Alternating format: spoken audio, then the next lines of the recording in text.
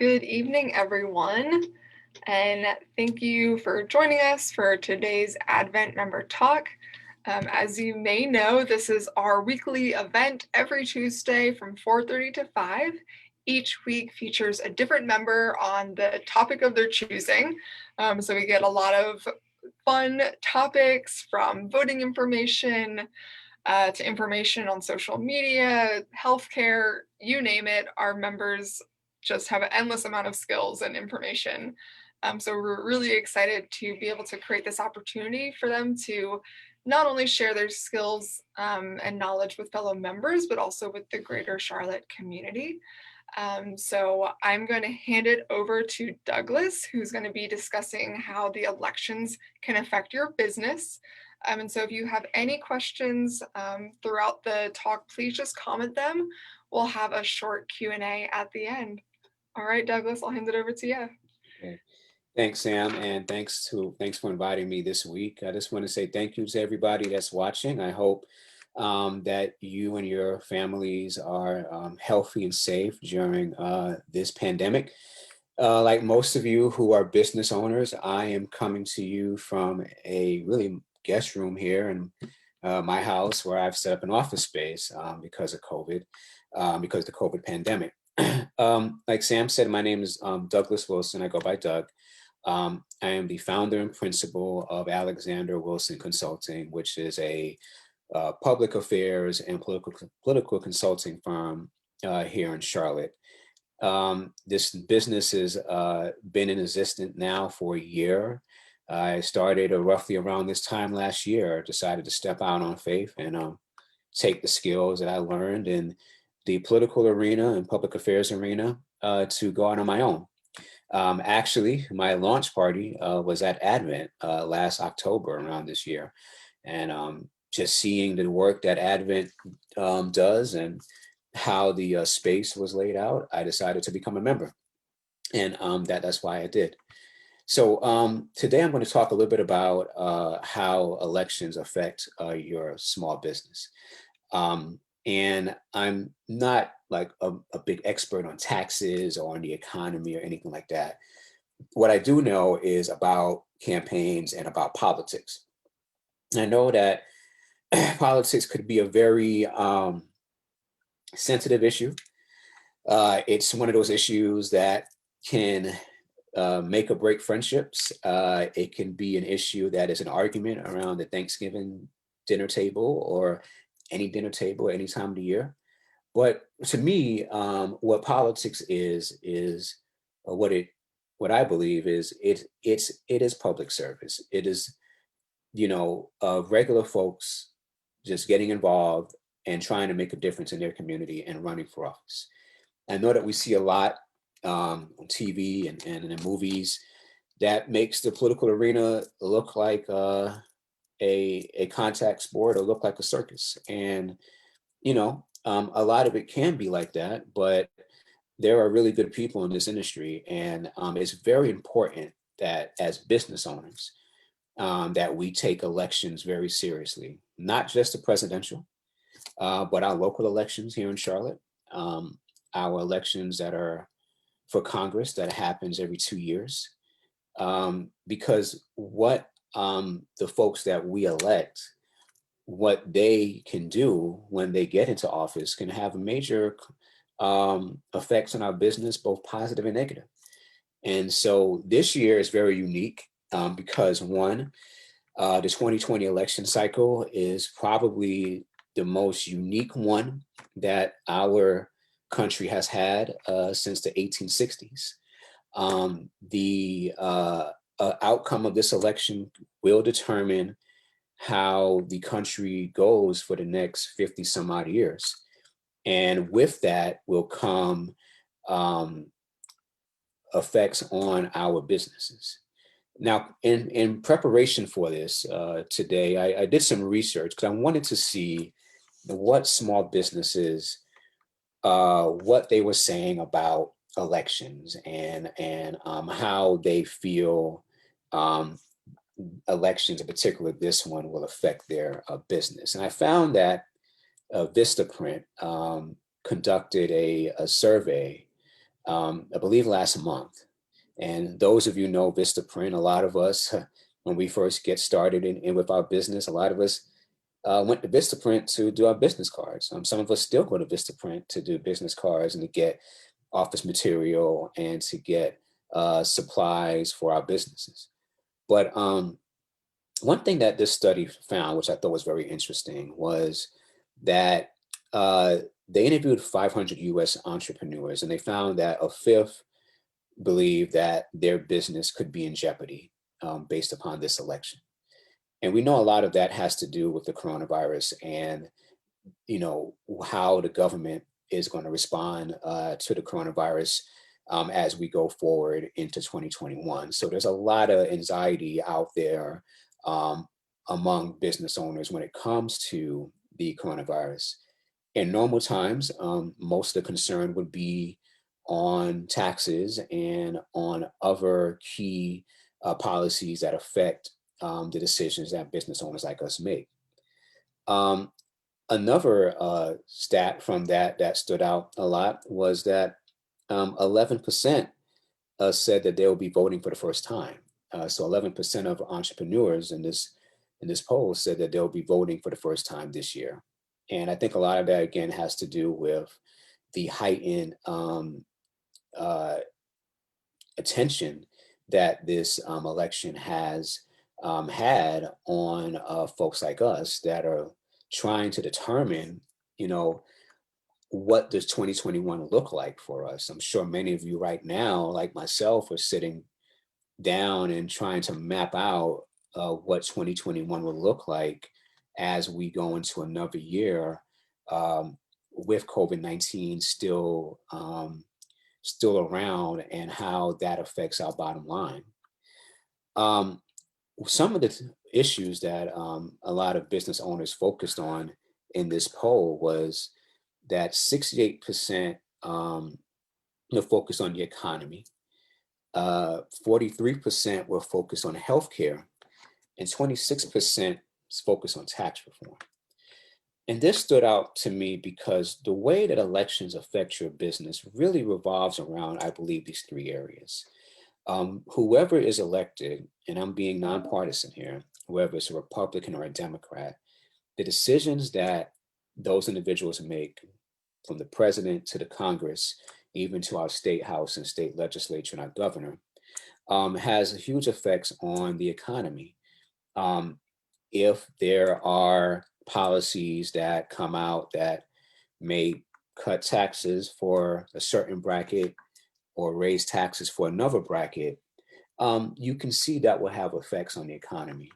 Now, whether or not that trickles down to small businesses is yet to be seen. Sometimes, unfortunately, when these decisions are made from a tax revenue basis, sometimes it doesn't get to the small businesses like us that have 5 or 6 or one employee. And so you can see that the government is trying to figure out a way to make sure that the decisions that they make to help small businesses, those incentives, start to get down to um, businesses that are smaller than 500.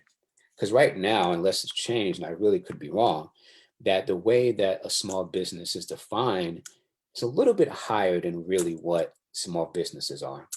I think most of us here at Advent, we're not large corporations, we're not large businesses, maybe like 5, 10, 15 people at most. And so sometimes we get, kind of lost in the shuffle. And so this is why 68% really believe that the economy is going to be a big issue for them, because they want to make sure that whoever gets in office, that they will really focus harder on those small business owners. Healthcare, 43%. I can't tell you how much elections affect healthcare policy. Regardless of party that's in there, they're going to decide how healthcare is accessed and how affordable it can be. Now, most of us that are small business owners, we have to purchase our healthcare outright, as opposed to when many of us were working either in corporate America or for someone else, um, our healthcare was paid for by the company, and then we paid our half out of our paycheck. Now, a lot of us, like myself, we have to pay for our healthcare straight to our healthcare provider, whoever that insurance company may be. And so, when elections take place, in particular on the state and federal level, if a decision is made to roll back certain provisions on healthcare, it will have a profound effect on the cost of healthcare going up. Um, and that could really have also a financial effect on how you think about your business going forward, in particular with a pandemic. I can't stress to you how crucial this election is when it comes to healthcare and it comes to the pandemic. And then the other percentage that came out of this is that 26% believe that tax reform is going to be a huge focus of theirs, and that makes sense. I mean, every election, taxes are always on the ballot because depending what party's in power, your taxes are going to be affected either way. And usually both parties try to find incentives to help small businesses when it comes with taxes. Because many of you know that, the way that we have to calculate our own taxes on our own. And unlike when we were working uh, for a company, those taxes were calculated ahead of time before we got our full paycheck. And so those are some of the key issues that came out of this Vistaprint survey. And really, those issues come up every time, every election. And this is really how elections can affect your business. It can affect you on how you spend on healthcare. It can affect on what your tax bracket is going to look like.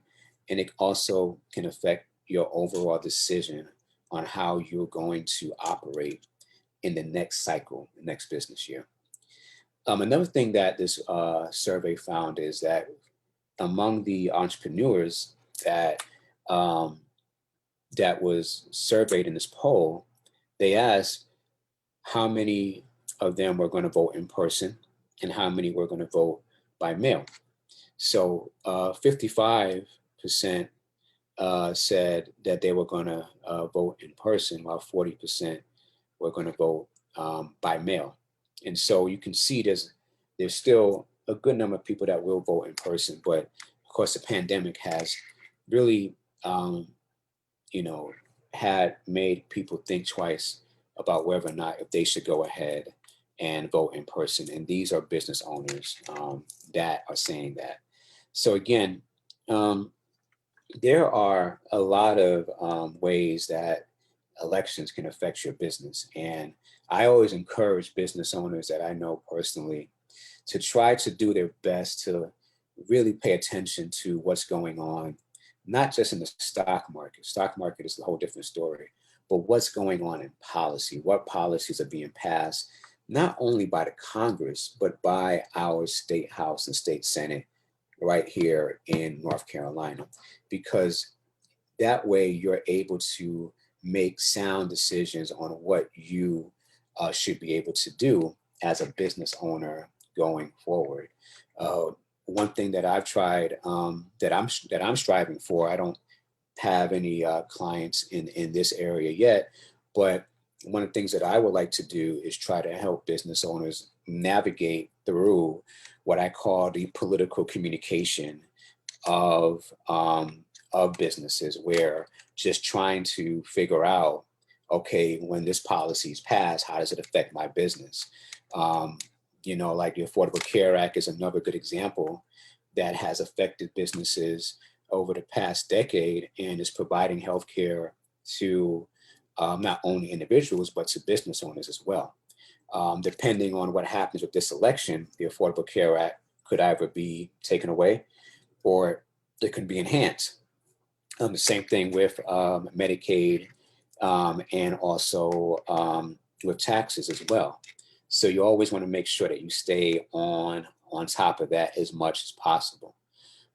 So again, uh, just making sure that you have a key understanding of the political arena, I believe will be crucial, not only for this year, but going next year and beyond. And so, Sam, that I would like to open it up. If anybody has any questions, I know we're at 4:46 right now, so I don't know if anybody has any questions online.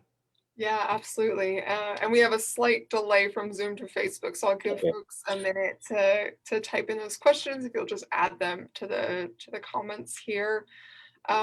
One thing that, I'd be interested in hearing more on is kind of how we can influence local politics versus national politics, Mhm. especially we're talking about like taxes, Yeah. and so kind Yeah. of how are those different and what kind of different types of Mhm. influence or what Yeah. have you do we need to take? Yeah. Yeah. So, I mean, locally in Charlotte, the city council and county commission, they have separate roles, but both of them really work hard to make sure that they provide incentives to businesses as much as they can, whether it's through having different programs where entrepreneurs can go and be a part of those programs to learn more about getting business loans, et cetera. Like, for example, Commissioner Velma Leak has a business custodian that happens, I think, every Wednesday, where she invites business owners to meet with like key folks that can help guide them on different areas. In regards to taxes, I'm not sure like on the local level how the tax base would work when it comes to business owners, like city taxes, unless you are a business that sells a product, maybe you would have some impact, some you'll feel some impact from like county taxes or sales tax, et cetera.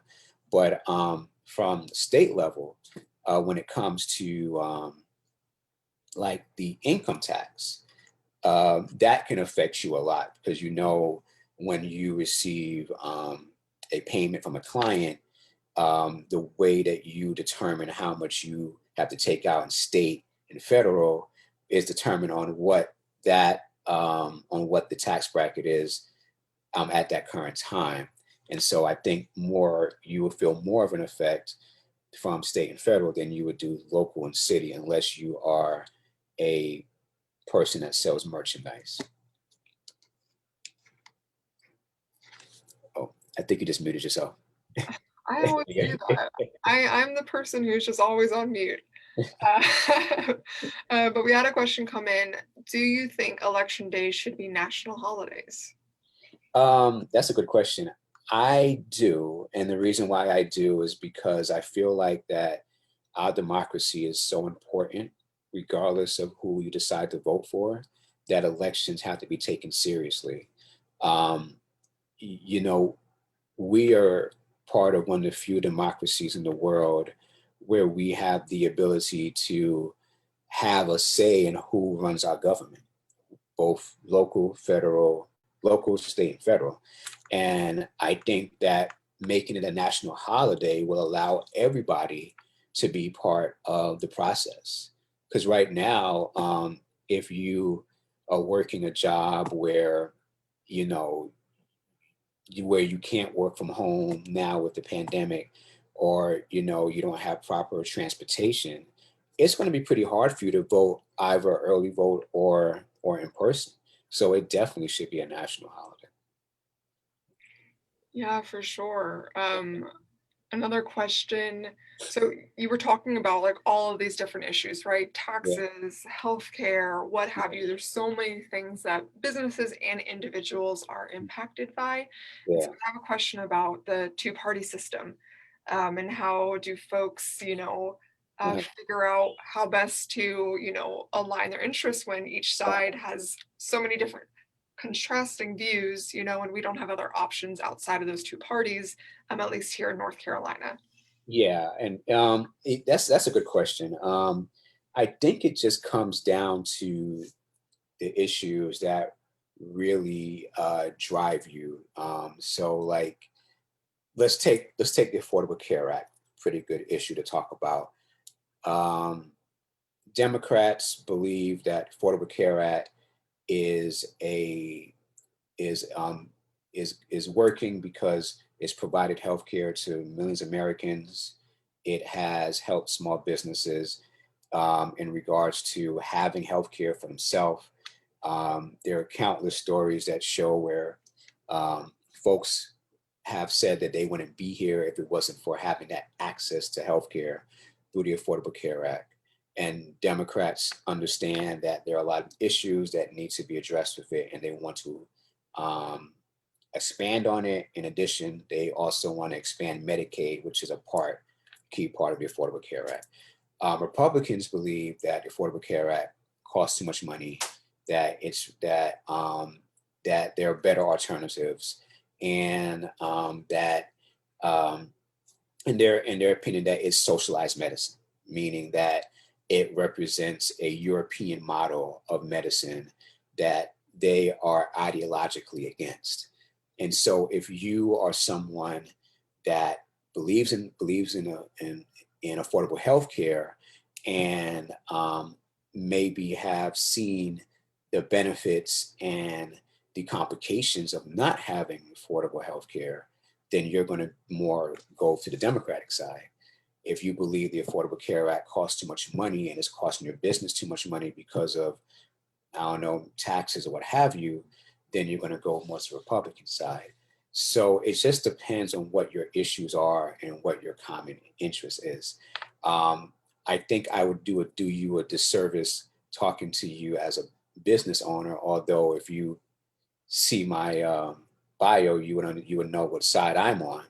But I don't want to, say, yeah, go vote this way, go vote that way. But I use that issue because I think that's a very fundamental example of how the two parties differ on a fundamental issue as healthcare, which affects everybody from business owners to companies to individuals. Everybody in this country is touched by healthcare. Yeah, absolutely. It's hard, especially for Yeah, those of us who think the Affordable Care Act is too expensive and want free healthcare for everyone. So yeah, yeah, yeah, it's like a yes and. yeah. So maybe we have time for like two more questions here. So next, how do small businesses compete with large corporations who are pushing their interest with politicians? That is a very good question. And unfortunately, that is a question that still needs to be answered. A good example of that is what happened this summer with the PPE loans, where a lot of those loans went to large corporations because these large corporations have lobbyists in Washington pushing for them. And unless I'm wrong, I don't think there is a lobbyist that pushes for someone that has a small business of like 5 people, or pushes for that barber or that hairdresser or that designer, who's just trying to make ends meet. um, I think that is another good example of which way you feel that you should vote. um, and this is again, I'm not, being opinionated here, but I'm just telling the facts. You saw reports that said where the Democrats were pushing more for the HEROES Act, which would help provide these PPE loans and grants to get to those, hardcore small businesses between 5 and 100 employees, what have you. Um, and then Republicans felt that it was too expensive to do that. And a lot of the loans went to large corporations. Now, there were some loopholes in the legislation that if a Ruth Chris applied, because they're a restaurant industry and the restaurant industry was being affected hard by COVID, then they would get it, even though Ruth Chris is a multi-billion-dollar industry. So you can see there were loopholes in there. But that is the fundamental question that a lot of us ask. And I wish I knew. I think the best thing that we could do is continue to advocate as much as we can through our members of Congress, through our local officials here on the ground, and demand that we need help as small businesses, because a lot of you that are probably watching this are like me. I just started a year ago, and the stresses of being a small business owner is like you wake up every day thinking, how am I going to make sure my business survives today, tomorrow, the next day, and next year? And that is something that we all live with, but we're willing to do it because this was our dream, to step out on our own and to run our own business. Absolutely right. Like, how can we make democracy more localized so Yeah, that we each have more power yeah, as voters yeah. to change the system for sure. So, last question we have time for, and this is actually an interesting question because our member talk next week, we Uh-huh. have Kate Wells, who's an HR consultant, and Okay. she's going to be talking about how small businesses can get healthcare for their Oh. employees. So this question is, as business owners, how can we advocate for healthcare to be divorced from employment status? Oh, wow. That is good. That's probably a good question um, for your person talking next week. Um, I guess that I would say that the best way to do that would be, again, going through the political process of speaking with local officials, with state house and state representatives. That's another key thing that I forgot to mention. Learn who's representing you, who represents you in the state house and the state senate. A lot of times, those folks will advocate for you. One thing that a lot of candidates are pushing for on the um, on healthcare is Medicaid expansion and expanding Medicaid more to everyone so they can have that access to healthcare and not have to, continue to worry about having healthcare with a large insurance company. So I would think that's one of the best ways to do that, and to sit down with them. Because one thing I can tell you about politicians, regardless of party, they never, ever, ever want to be labeled as someone that's not helping small businesses, because voters, regardless of political spectrum, can't stand that, because a lot of voters aspire to be business owners themselves. And the last thing they want to hear is that this House rep or this state senator or this congressman or this president, whoever, is not looking out for small businesses, because they take that as a slap in the face. And they know a lot of people who are small business owners, and they know people in their family that are small business owners. But that's the way I'll look at it from a political standpoint. I'm sure your guest next week will probably have a better answer from a actual HR standpoint. Yeah, I'll have to save that question or ask that question again to Kate, and we can bring those answers together for sure. Yeah. Well, thank you so much, Doug. I so appreciate your time today. If Um, folks want to get in touch with you, learn more about your business, how can yeah. they do that? Okay. So definitely you can check out my website, which is alexanderwilsonconsulting.com. And there is a section on the website where you can shoot me an email. And on social media, you can find me on Facebook at Douglas Wilson, at Douglas Alexander Wilson. And on Twitter, you can find me at Wilson Alexander. And then on Instagram at DA Wilson 78. So, just shoot me a message and I'll be glad to answer. Awesome. And for everyone watching, thank you so much for joining us today. We'll be putting this video up on our YouTube channel, Advent Coworking Videos, and I'll be sure to include Doug's information on how you can reach out and get connected. So thank you again. And I look forward to seeing everyone next week, Hey, Tuesday, 4:30. Have a uh, good one. thank you very much. Appreciate it.